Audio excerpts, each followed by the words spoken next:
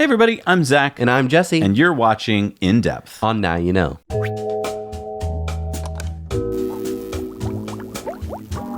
Sponsored by our great friends over at the solar-powered hotel in Schaumburg, Illinois, the Fairfield Inn and Suites by Marriott. And, of course, our amazing, wonderful Patreon patrons. Okay, so a lot of people have been talking about this video that came out a few days ago. This was a live conversation between Sandy Munro, who runs Monroe and Associates. They're a company that tear down cars and help tell other car manufacturers like what the other car manufacturers are doing.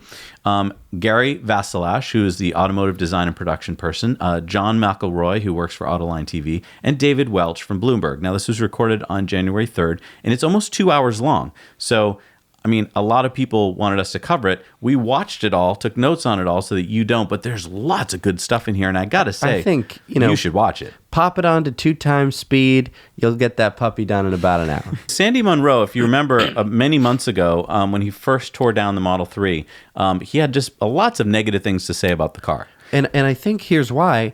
Before you tear down the car, you have to look at the body gaps and you look at the body first. All of his negative things were about the body of the car. He was looking at a very early production Model 3. True, good point. Kind of dumb for him to do that because most car companies, when you get that car, it ain't changing. Like, they're not going to change a part for an entire year, if then. With Tesla, I got to say, honestly, they change parts all the time. If they come across something that needs to be fixed, from that moment on, all the new cars have that fixed. Right. When we got our Model 3 in November of 2017, one of the first 1,000 cars, it had a little bit of a problem in cold weather with the charging port. And so we brought it into Tesla. A bunch of other people in cold weather had it too. They figured it out. They changed it. So those of you buying the car now, you don't have the same charging port. My charging port does not have that kind of problem. So, I mean, Sandy was looking at a car with that problem and basing all of his reports on certain problems that have been fixed. One of the first things that Sandy talked about was that the body in white. Explain what a body in white is. It's just the structure of the car, basically. Right. So he is claiming that the body in white is built too heavy, is overbuilt, that Elon could save money, about $200 or $300, he said, by making it lighter, not using aluminum and steel. He thinks that's dumb. You should just do it all out of steel. One of the other guys in the show said, like, okay, but it has really good safety. And he was like, yeah, Sherman tank is safe. Kind of missing the point, right? So basically, he said that he actually talked to Elon about this, and that he said, why did you over-design this body? It's causing you so many manufacturing problems. And that Elon said to him, oh yeah, we fired that guy. And they sat there for a minute basically talking about who is this guy. We think that it's the VP of Engineering, Doug Fields, who came from Segway and has since left and gone to Apple. And so I'm not putting anything negative on Doug Fields if he's the one who designed this car, because I think it's a wonderfully designed car. But the big point here is that Sandy said that if you take the battery off the body in white and you do all of your smash testing to it, it'll come out exactly the same as if you put the battery on it. So basically, you're not taking advantage of the battery as a structural component of the car. Now, as a recent Model 3 buyer, I loved this. I was like, cool.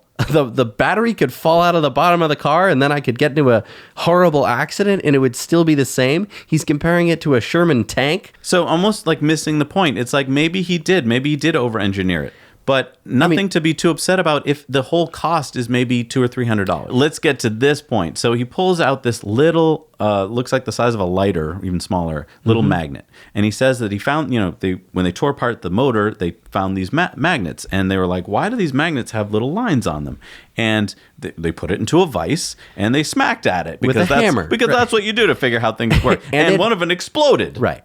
Why did it explode? So it's not just one magnet. It's 4 magnets all kind of glued together. So the guys, after the magnet exploded, he said that they were all kind of scratching their heads and like they'd never seen this before. They had to do some digging, but basically it's a Halbach array using the Halbach effect. A Halbach array is an arrangement of permanent magnets that creates a stronger field on one side while reducing the field on the other side to near zero. It's this tiny little thing in the motor, but what that has done is it has made Tesla's motors better than all of their competitors. In terms of power, it has more horsepower, it's lighter, and it's cheaper. This creates more power, basically square root of 2 faster. He said that a lot of people over the years have talked about doing this, but that no one could basically, they're like, that's too much work. So here's the first engineering principles of Tesla. They sat around in a room one day and they went, hey, how about if we use the Halbach effect to help us? And they were like, sounds good, let's do it. Yeah, and when you say cheaper, they compared it to the Chevy Bolt motor and the BMW i3 motor, and basically the Model 3 motor is $754 to make, whereas those two other motors are about $840 more to make. That's a huge amount more. That's more than 10% more. Right. And they're it's lighter. heavier and they're crappier. And don't forget, this is coming from Sandy Munro, who started a few months ago by saying that Tesla just doesn't know what they're doing.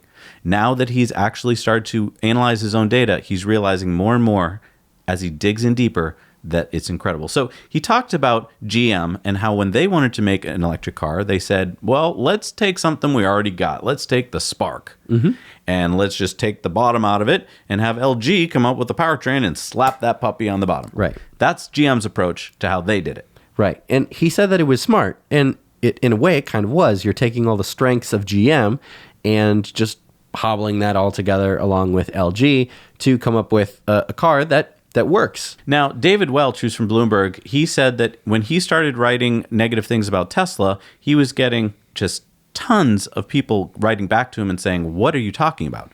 And that there were all these conspiracy theories, he said, floating around that he was like working for the shorts. And he explained, how could I be working for the shorts since half of Bloomberg's readers are probably pro-Tesla and half are negative on Tesla. So I would stand nothing to gain by writing negatively about Tesla. That argument doesn't really hold up to scrutiny, right, in my opinion. I'm not saying that, I'm not going to confirm or deny the conspiracy theories, but I mean, the shorts do have a lot more to gain in a very short period of time, right, for articles that are negative, because you write a negative article, the stock goes down, shorts profit a bunch of money. Here's the thing. Just watching him, I think I know the answer. I don't think there's any conspiracy theory with this guy. I think that he basically, A, doesn't really know what he's talking about, and B, all of his sources are old school sources. So he basically keeps hearing the same thought bubble over and over again, and so he thinks he's living in reality, when in fact, he's not. Right. He says the number one problem at Tesla is corporate governance, and the number two problem is manufacturing. There may be problems, and maybe corporate governance you think is one of them, but I want to point something out. His argument is that there's too many yes men on the corporate board of Tesla. His brother, Kimball, and other people who've risen up through the ranks through the years with Elon who are friends of his. If that's true, then every company out there, every company that has a board is pretty much the same. Because what has been learned by people like Steve Jobs, he learned that if you don't have friends on your board, what do they do to you? They kick you out. They kick you out the moment there's a problem. So what has happened? Most CEOs don't want to work for a company where everyone on the board hates them, and they generally don't get hired by a board that hates them. You generally want to have a bunch of people on your board that believe in you who'll ride out the hard times. Right.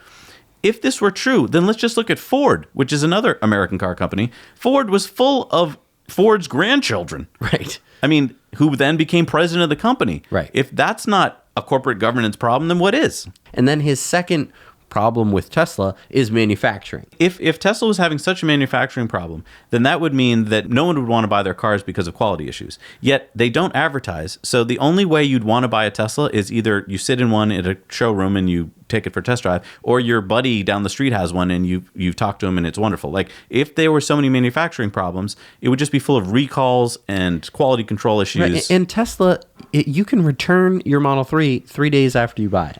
Right. Up to 3 days. So which means that if you take it home and you walk around the car and you're like, oh my goodness, that's a glaring thing, you can return it. Many people, all these analysts, wanted to know about Sandy's data because they wanted to know how profitable the Model 3 is. What is the margin on this car? He said it should be able to do over 30% gross profit, and he's right. I mean, that's what Tesla's been announcing.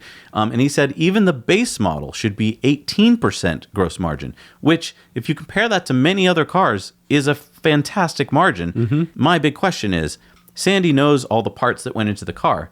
How does he know the price of the battery? Price of the battery is a constantly moving target. It's like, it used to be more expensive, and then they keep making it cheaper and cheaper because they keep making it faster and better. Well, and here's the thing. Tesla doesn't buy the battery from a third party. They make the battery. So, Right. And Sandy's never been in that factory. So how does he know what Tesla today is paying for that battery and what tomorrow they're paying for that battery? Right. It's going down every day. Sandy brought up another great point. He said the Model 3 in China. Elon's not going to make the same mistakes that he made making the Model 3 this time in China. Good point. Of course, everything he's learned up to this point will be put into China. Exactly. And we've brought this point up before. Yeah. You copy the line as it is. Take your most successful line at Fremont and you just copy it part for part over to China. And Sandy said Elon will clobber everyone in China. Monroe said that he's working on a China margin. He said that it's easily 20%. Right. And I think he means on the base model. Right. Which is huge because, obviously, labor costs in China are a lot lower than they are in Fremont, California. Exactly. Being able to grab a huge margin in China is going to be huge. We are not wrapping our head around China at the moment because we're so excited about what's going on in the U.S. and soon in Europe. China is dwarfing us, and they are so excited because Tesla is a brand that is just sought after in China. Right. And so when they start rolling out cars there with no tariffs on them, watch out. Yeah. Sandy started talking about the fact, he went back to the fact that the body in white is just overbuilt, and if they had used this OptiStride software to clean it up, that would be doing a lot better. I again want to go back to the fact that there's really nothing wrong with the design. It's super duper safe, and this is a point it's over designed. Right. I mean, it's getting. I think they were like, once you get to 5-star safety rating, just stop. Americans don't need to be safer than that. And it's like, no, make it safer. Do you not remember? Because I think we don't mention enough. The Model 3 is the safest car on the road. It's true. Now, Sandy talked about the BMW i3, which was what he called a very well-engineered car. But he brought up a really interesting point, which is that BMW spent a lot of time and money to engineer this car to be very light and fantastic. And then, what did they do? They sold off all of their carbon fiber facilities. And I mean, let's talk about the i3 for a minute. They kind of brought this up as like the i3, that was a really nicely engineered car. They almost ignored completely what the i3 is, which is this low range, tiny, super duper light box. Right. Also, I've been hearing from post i3 owners that they've gotten in very minor accidents and small bits of the carbon fiber frame chip off, which totals the car. David pointed out, kind of surprisingly, almost like he opened up his phone and saw this. He's like, the Model 3 is outselling the Audi. Yeah, dude, it's outselling every luxury car. Right. It's created, it's like its own new amazing category where it's a luxury car and it's not at the same time. And Sandy brought up some good points here. He said that a lot of Model 3 owners are first-time new car buyers. Jesse is living proof of this. He's never bought a new car before his Model 3. And Zach is also living proof of this. That's true. He never bought a new car before his Model X. True. And I think that this is a really, really interesting point. And both these cars were out of our normal price range. I was not thinking of buying a Model X, and you were not thinking about buying something as expensive as a Model 3. And we're not outliers here in terms of, especially the Model 3. There are a lot of people. We talked to hundreds of people who are trading in a Subaru.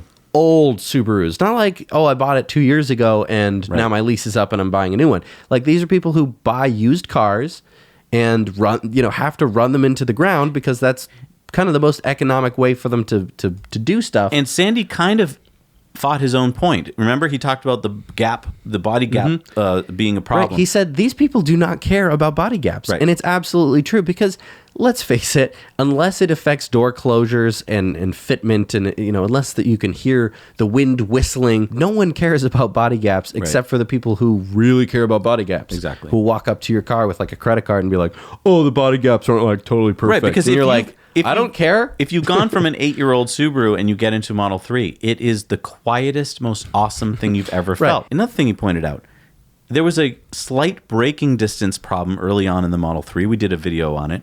And how did they fix it? An over-the-air update. Have you heard anything about it since then? No. No, that was brought up by Consumer Reports. Elon fixed it over the air. Done. Let's talk about the Super Bottle. I didn't know what the heck he was talking about. So he pulls out this thing. Let's get a picture of it because, it looks like alien technology. So is this almost, like a drink bottle? What is this? No. So this does the cooling for the entire car. What do you mean? So it does battery, cabin, AC, motor cooling. It does cooling for the entire car. Detroit has been talking about this for years. They would love to be able to have one central pump and tank to do this, and they can't. Why? Because they are so entrenched. You have people who are in the motor department, people who are in the exhaust and the cooling departments, and they can't work together. No. Because they're in different departments and they don't want to give up anything. Right. And so he said basically different fiefdoms, arguing and bickering has kept them, all of basically GM, Ford, Chrysler, from ever doing this. And he looked at it and marveled at it. His eyes just glowed. It was like a kid at Christmas. He was looking at this like, this is a feat of engineering. And I want to point out that this comes from engineers of different backgrounds. They had them all work together, design a bottle together. And they're so proud of it. Right. They put super bottle down the side of it, and then they have a picture of a bottle who's man. a superhero, right? Like, that shows, first of all, that they had fun, at least at some point when they were like, well, what are we going to name this thing that we spent so much time designing? Right. And they call it Super Bottle. They put it in the actual thing just because they're so damn proud of it. Right. I'll tell you, I work with engineers. When they're proud of something, they want to put all sorts of stuff all over it because it's fun. Right. When I try and think of what GM and Ford are like, I think of Dunder Mifflin, the paper company in The Office, where it's like you watch the show week after week and you're like, oh my God, they can't do anything right. Sandy was saying basically the exact same thing. He's saying, like, there's a difference between people and talent. He compares Tesla engineers to like the Navy SEALs, and then he compares GM to like the regular Army. Now that that's what he said. Right. So like, if you're in the Army and you're mad at me, don't be mad at me, be mad at him. I think that most people can agree that the Navy SEALs are better trained than the regular Army. And when he said that when he's looking for people, he can get people down to interview with him, but that he's not impressed with them. No, he said that GM doesn't have the internal expertise Tesla does. Can we talk about the supplier model? Yeah. So Sandy Munro talked about the fact that most car companies, they sub out as many parts as possible. They're basically just a big company that buys other parts and puts them together. That Tesla doesn't really do that, kind of like Toyota doesn't do that. Toyota has part suppliers, but they own 90% of them. So it's this vertical integration. Tesla's the same way. I mean, Tesla makes, for instance, they talked about Tesla making the motors, and all of a sudden the Bloomberg guy is like, wait, they make their own motors? Right. Like, wow, you didn't know that, right, dude? Like, you're an analyst. Yeah. How about you know that? So there's no secondary markup for many of Tesla's parts because they are the one making the part. So let's just talk about a secondary markup. Let's say I was a hammer manufacturer. Okay. And I needed to buy the hammer handles from you. Right.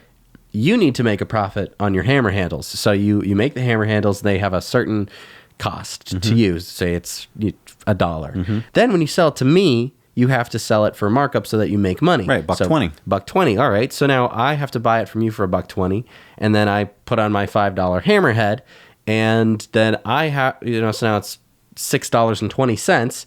So now I have to mark it up even further for me to make a profit, right. Which means that in the end, it ends up costing, that 20% more for that component. Right. But I mean, if I also have to buy the head of the hammer and I get a 20% markup, then my whole product is now 20% more expensive. And if I, as the handle maker, have any cost in, like if I have to pay more for my wood or my labor, I have to pass that on to Jesse. Right. Whereas Tesla, if they're vertically integrated, if all their stuff is made in-house, then they keep their costs very low. There's not a 20% markup, 20% markup, 20% markup. And that's just the markups. And another point that Sandy brought up, which I wasn't thinking about because I'm not in supply chain, is that, you have to send your engineers to your supplier to make sure that it's up to spec. Right. Before you can accept it. And cost, which, probably doesn't really make it to the books because there is the markup, but you also have to send guys out there. They have to make sure that it works. Then you have to do quoting and all of that stuff. Sandy also brought up that a lot of the big automakers bring in consultants to answer questions, and he said that he's met these consultants and he thinks they don't understand the auto industry.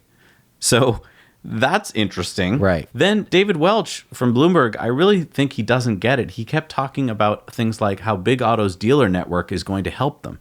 And I'm like, dude, that's what's killing them. Right. Like, no one talked about the fact that Big Auto right now has to convert everything from ICE engines to electric powertrains, and they basically have to chew their leg off to do that. They have to get rid of these divisions that are costing them money. Right. And there's absolutely no way that the dealer network is going to be a benefit to conventional auto manufacturers for selling electric cars. Right. We've gone to dealerships in areas where people buy electric cars, and trying to buy an electric car off of them is hard to do. Right. They don't want to sell you it, and it's because they make no money. They have to sell it for a certain price, and then you buy the car. I bought my Leaf 2.5 years ago. I have never been back. Right. I've never had it serviced once. I got the tires replaced. Right. That's about it. Right. That is the reason why the dealer network is a hindrance. It is not a help. No. Then Sandy talked about the fact that Chrysler is just one of these companies. They only care about winning awards. Like their whole big thing is they want to win 5-star safety awards and awards and awards because that's how they market their cars to their people. And he said that the Tesla sells so well because of Elon. Now, I got to kind of stop in there. I can't imagine that too many of you would go out and buy a Tesla if you loved Elon, but the car sucked. Same thing with like the iPhone. You can love Steve Jobs all you want, but if the iPhone sucked, you wouldn't buy it. Which I don't. Oh, snap! If the Model 3 were the Leaf, and there was also a Leaf on the market, I think that sales would be pretty split. I mean, I think that a lot of people would be kind of disappointed in Tesla if the Model 3's offering was basically a lower mileage, non-cooled battery car. Right. Yes, Elon is the reason that the Model 3 is as amazing as it is. I think David brought it up earlier in the talk, talking about the mission of Tesla and how that creates basically no other option for you. He said, the people want to buy an electric car because if you aren't buying an electric car, you're like a part of the problem. Right. To do about climate change. They never brought this back up. No. Because they are all car guys. Right. The funny thing here is, though, that he was completely right about it. Once people realize that electric is better for the planet and better, they don't go back. No. And I think that this is like a point that they completely missed. Well, and let's talk about how Monroe got exposed to Tesla. He started by throwing rocks at the Model 3. That's his quote, okay? That basically when he tore the car apart, he was like, what the heck is this? Then what happened? They were driving the second one that they got. And he hadn't driven one yet. Right. And so his friend was driving, and he was having a marvelous time. They drove, and Monroe dropped him off.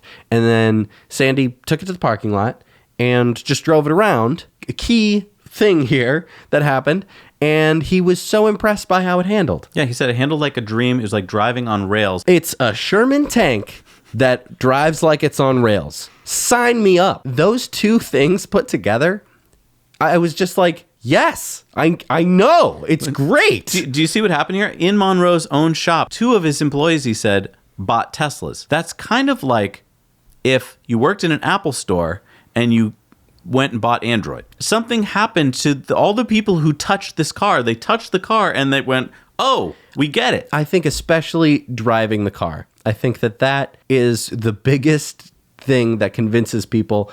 And that's just what I want to point out, is that very few people have driven in a Tesla, okay? Yes, more and more people are getting to, but when you're on the internet, when you're on YouTube and Facebook, and all these people are crapping on it, those are people, for the most part, who've never even come in contact with the Tesla. Right. So if one of the guys who's been in Detroit his entire life and thinks this thing is crap, tore one apart, thought it was crap, all this crap, and then got him one and his mind was changed, do you see? If he can have his mind changed, right, that's all of us just need to encounter and drive in these cars. Yeah. Look what happened when he went to China. 500 people were stuffed in a room waiting to hear about what he had to say about Tesla. That 500 people did not include the many more that were outside of the room that the building owners were like, you can't have more than 500 people in this room. Right. It's against the safety laws. They're there to hear what Sandy has to say because he has all the data on how this car is built. Right. That many people in China want to hear this. That's incredible. Think about 500 people in the industry and more, right, who were like heard about him and went in to hear about his talk. He then said that there are really good engineers in China now. He said there used to be, they weren't so good, but in the past 10 years, they've been learning from, the Germans and the Americans, and now they are crackerjack. So that's great news because we're going to need lots of great engineers in China to help build the lines and build the cars. He said Tesla is going to be a big deal in China and, quote, it's going to be a new day, I think. This is from Sandy Monroe. I know. This is from the guy who was originally crapping all over the car. Then one of them said, hey, now, have you heard of this company, Rivian? And this is the weird part. He was like, no, I don't think I have. And then they're like, I don't know if they showed him the logo or something. Then he's like, oh, yeah. And he's like, I can't say anything about my clients. So Rivian has clearly bought the book about Model 3, which I think is smart. I would kind of expect that. They want to learn as many secrets as they can from the Model 3. That's very smart of them. I thought it was really interesting that the other guys on the show, when they heard that he wouldn't talk about it, they said, well, Rivian's going to have a problem because they're going to have name recognition problems. And it's like, do you guys know anything? Now, I understand that it's going to be expensive. Sure. And but it's made, they're following the Tesla playbook, which is come out with an expensive car for people who can afford it. This is going to be an adventure vehicle for people who can afford to go to Aspen and ski. And they can buy any car they want. Like rich people can buy whatever they want. This is going to be a quad motor car, which I don't think most humans have driven a quad motor car before. It'll have torque vectoring, which I know that I'm reading off of their press briefings or whatever, but if you put 4 motors on a car, you can make that car do anything. You can do tank steering. You could just turn the car around without moving it. I've seen that happen with electric cars. You can drive 3 wheels and brake the 4th. It's amazing what you can do. And so what's going to happen is they're going to create a brand. Right. I mean, problem with name recognition. Until the super rich dudes are driving around in them. And then it's going to be a luxury brand. Right. I mean, that's what happened with Tesla. Right. Bugatti doesn't have a name recognition problem because not everyone's driving Bugattis. Right. You've heard of Bugattis, even though you can probably count the number of Bugattis in the world on all the people around you's hands. Right. Exactly. There's not a lot of them. Here's a weird one. Okay. David from Bloomberg said this. Why can't the other companies do over-the-air updates? This is from a guy who covers cars. Like that's his job. Why do you think, David, that they can't do over-the-air updates? Because they're not a computer on wheels. Right. They're built component. You can't change anything. Even if you brought that car into the dealer, they can't change anything about it. Right. It wasn't built that way. Right. David, do you know what you're talking about? What? Why are you allowed to write for a magazine? Why are you so bad at your job? And so, I mean, the guys explain it to him, and they talk about how most systems are not connected in a car, whereas on a Tesla, the whole car is connected, and they can just make changes with software updates, and it's amazing. Also, with him, during parts of the talk, and at the end, I know this was true, but during parts of the talk, he was sitting there with his cell phone out, on his lap. During the middle of the thing. When Sandy had earlier said that he had people come in for interviews and the reason he didn't hire them was because they would take out a cell phone and start interrupting the meeting. He's just sitting there on his phone and then he'd be like, well, I don't think that Tesla could do this or that. And then he'd just be like, I don't know. He's just... Yeah, I feel like he's the kind of guy who wants to just drop I guess what Tesla stock's doing right now. Yeah, oh, by the way, by the way, I have to go. I have to take this call. Hang on. Oh, blah, blah, blah. Here's the thing. They talk for an hour and 45 minutes. No talk of pickup truck. The Tesla pickup truck, nothing. No talk of Tesla superchargers. Nothing. No talk of autopilot. Nope. No talk of the Model Y. Nope. No talk of the semi-truck. Nope. No talk about solar. Nope. No talk about batteries other than the one little right. They didn't mention the range of Tesla. Nope. The battery range. Nope. They didn't compare that with the i3, with the Leaf, anything like that. They did not talk about emissions. No. They did not talk about safety. Other than the one for 1 second. For the Sherman tank thing. They did not talk about the future. But hardly at all. They didn't talk about handling, panoramic roof. Any of the little things about the car, like the Easter egg. Other than John having driven it for a few minutes and Sandy for a few minutes, I don't think the other two have driven it at all. Right. So there's 4 guys talking about a car that's out there now. Anyone can drive one, right. And they haven't driven it. Right. It or experienced it. It's really, really funny to hear people talk about Tesla when hardly anyone in the conversation knows a lot about Tesla. Because in every conversation that I'm in, somebody knows a lot about Tesla and usually is there to illuminate things, gaps in information, which there are plenty. There is a lot to learn about Tesla. And so it's just really funny when people are like, oh, with the Model 3, blah, blah, blah, blah, blah. And then it's like, okay, what about the Model Y? What about the pickup truck? Right. Like when you talk about Rivian and you don't bring up the Tesla pickup truck, I think maybe at one point David was like, oh, and Rivian also might have problem when the Tesla pickup truck comes out. Right. It's like, that's it? You don't want to talk about maybe the Tesla pickup truck? Because the whole time he's like, oh, and everyone's moving away from passenger cars and everyone wants to do pickup trucks. Right. Which is like, okay, but do you know that change is coming on the horizon? Also, Europe, China. Right. That's not true. Oh, right. Absolutely. The biggest market in the world, no one buys pickup trucks. Right. So America, you're in serious trouble if that's all you've got to sell. Exactly. I wish we had conversations like this from over 100 years ago when horses were going to cars, and if we had this kind of discussion that we could go back and look at, because it would have been so illuminating. We don't, unfortunately. It's a really good point. I mean, history is kind of doomed to repeat itself, which is why people study history, but I don't think enough people study history to realize like, oh, this is really similar to the horse thing, which is why we made the 2010 video, which we'll put the card up over there. If you haven't seen it, it's a funny little skit. It's like they don't know anything about electric cars. They don't. At all. They don't. They know something about cars. Right. It's like saying they know a lot about horses, so they should be able to talk about automobiles. Right. Or, oh, I know a lot about checkers. Yeah, I know everything about chess. So exactly. Right. It's honestly, yeah. I'm just saying. I hope our talk isn't as long as theirs, though. We got to wrap it up. Yes, absolutely. Yeah. So thank you so much for watching this episode of In Depth. We make one every single week on top of the Patreon bonus stories, on top of the Model 3 tip of the week, and Mind Walk, which is coming out Thursday. So definitely check that out as well. If you'd like to support us, you can support us on Patreon for as little as $1 a month. You'll also get our Patreon bonus stories. Also, we have a Amazon affiliate code if you can't spare any money every month. Just whenever you're buying anything off Amazon, click on our code before you buy. And thanks so much for watching. Your viewership means a lot to us. Hit the like button, and now you know.